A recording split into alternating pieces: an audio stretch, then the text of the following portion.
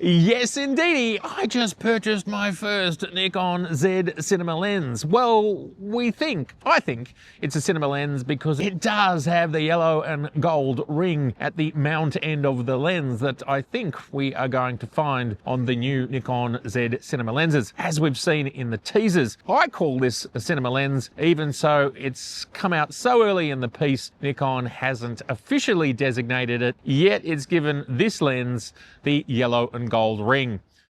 A little confusing. It's not called an S-Class, but from my perspective, having used this lens 18 months ago and doing an extensive review with it, it is certainly S-Class quality. Not designated S-Class, got the cinema yellow ring. I think it's a cinema lens. All right, now we're gonna go back in time and unbox this lens. I know it doesn't make any sense, but that's the intro that I wanted. G'day everybody, how you going today? It is so good to see you. I do hope you are super well.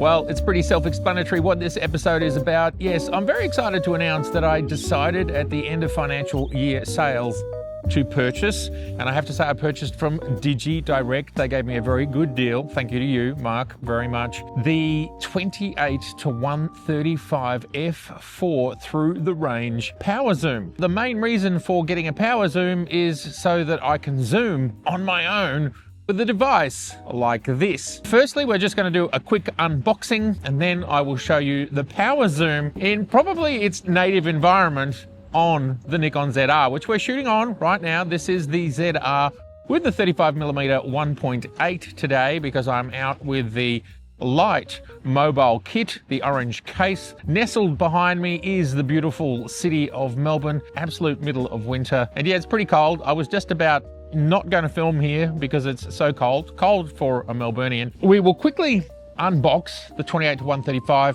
I did do a full review of this lens when it came out about 18 months ago. It is optically spectacular. It is a power zoom. And of course, part of why I'm embracing it for this channel is it does allow me as a solo operator to zoom on my own, which I will show shortly. Along with the fact that the ZR is the only Nikon camera to date to actually come with a physical zoom, variable speed zoom controller. I'm super happy to have that as part of the kit. When I did test the lens originally, the stabilization within the camera, talking with the lens, the two of them were able to do a fantastic job of stabilizing this lens. Even so, there is actually no VR in this lens. The price at this point, we're now, as I said, 18 months from launch, so it's significantly cheaper than it was when it launched, and it makes it a very affordable part of any person's kit. There is another lens that's similar to this, which is the 24-120 f4 through the range. That is an extending lens. It's not a power zoom, and it is smaller, slightly wider. This, of course, is, as we can see on the box here, the 28, slightly narrower on the wide end, but slightly longer on the long end, and it's fully internal, and it's a power zoom. And thus, for some people, they might be happy to just stick with the original, but for me, as a solo operator, having that power zoom and it being all internal, because working in environments like this where it can suddenly start to rain, which it might do today, it's actually helpful that the lens is fully sealed. All right, let's quickly take a look at what we find in the box. And it's a big box, as we can see here, and that's partially because it comes with this. Not only might it rain, but it's very windy. So what we're going to do is put those things in my pocket here so they don't blow away. It comes with a little baggie.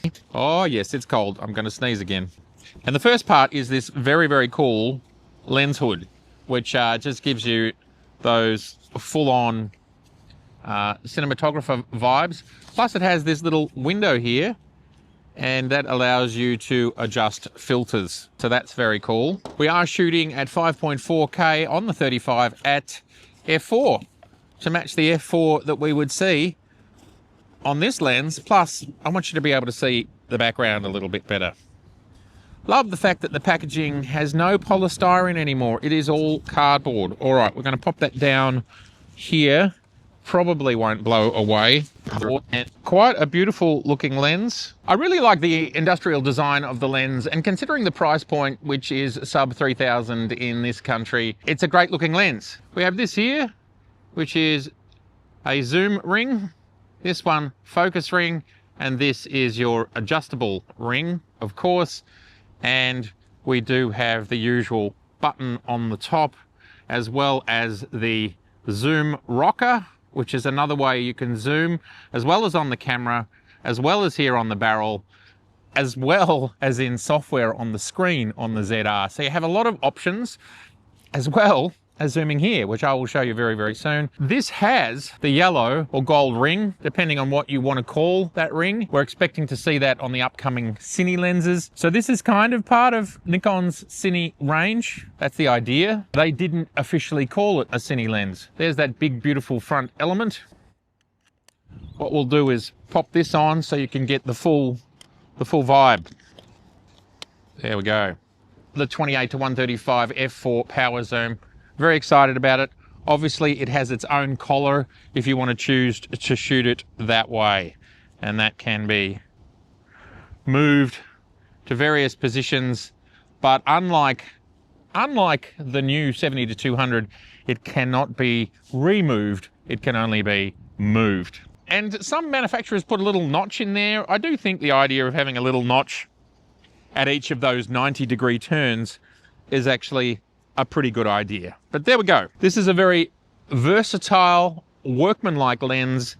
And as I said in the initial launch video, absolutely fantastic for run and gun teams. At the time of the launch video of this, the Nikon ZR didn't exist, and now it makes a lot more sense, this particular lens in the ZR ecosystem.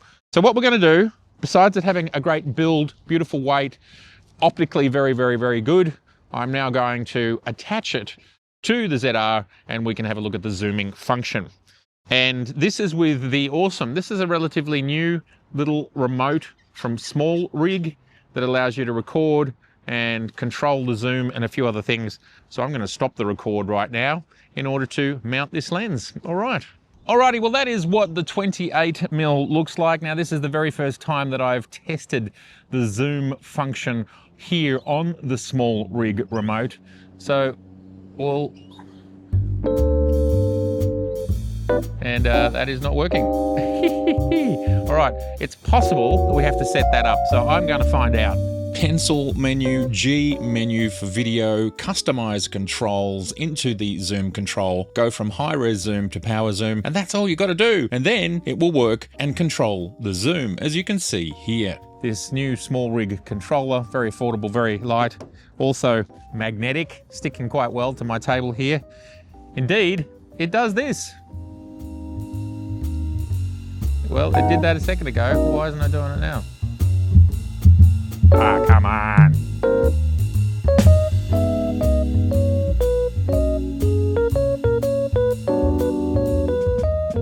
Well, there we go. We've got it working. I've still got to iron out a few bugs. Right now, when the screen is facing forwards, I can't use this remote to zoom. Now, I've just had a little bit of a Google. It's a little bit hard on my phone to work out the answer.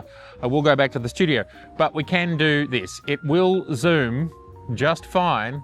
As you can see with this controller, I just don't know where the frame is ending up. And I would say right now, we are probably fully at 135 now and very, very close. Too close, far too close. So I would like to go back to somewhere like here. Maybe that's a better frame. And then this is all the way back to wide. And the only way that I can tell that is seeing where the elements are actually in the lens. Quite easy to see that zoom function happening. There we are, we're zooming closer. That might be something like a 50mm style mid shot. I will iron out all of these things. I can only presume that Nikon allow you to use a remote control. This is just using ubiquitous Bluetooth. So they allow you to use a remote control to zoom yourself while the screen is facing you. I'll just do a little bit more research, and if I get some good answers, they'll be right here, right now. This one is very simple. You just need to go to the spanner menu and turn self-portrait mode off. This is when the screen is facing towards you. The reason for this is Nikon don't want you to accidentally knock things when you are filming yourself. Makes sense, but it needs to be off. I'm very excited to add this lens to my solo production kit. Basically every single video I make on my own. There is no one else to check what's going on. So every little tool that helps to make this process quicker, easier, faster, more successful every time you hit the record button, well, that saves time and allows higher productivity. That is both for the content creator and the filmmaker, someone who is using this power zoom, most likely to be used by videographers. Photographers can use this lens, no problem at all. It is optically a very, very good lens. I would say very, very similar to, maybe even slightly better than the 24-120 f4, which is a very good lens, but it's certainly on par. So this lens, it wasn't given the Cine designation, yet it has the gold yellow ring that we believe will come with the new Cine lenses. I think Nikon was still in the process of working out what the Cine lenses were going to be called and where this lens actually fitted in. But it also does not have an S on it, S-class, but I do believe it's at the S-class level of optics. And does that mean that we won't see S-class on the new cinema lenses? There's a very good chance that we don't, simply by way of them being cinema lenses. They will be S-class or better. That's my theory. Here is my first Nikon cinema lens, unofficially, kind of half officially, with that ring. And I look forward to the rest of the Nikon cinema lenses arriving. All right, everybody, I'd love to know your thoughts about the Nikon PZ 28-135 f4 fully sealed through the range power zoom. Do you have one? Are you thinking about one? It's now 18 months from launch. It's very well priced, certainly here in Australia and in other parts of the world. Well worth considering. Please do let me know your thoughts in the comments below. It's been so good to see you. And if this is your first time here, I would love to see you again. So please do subscribe, please share, and please like. All right. Bye for now.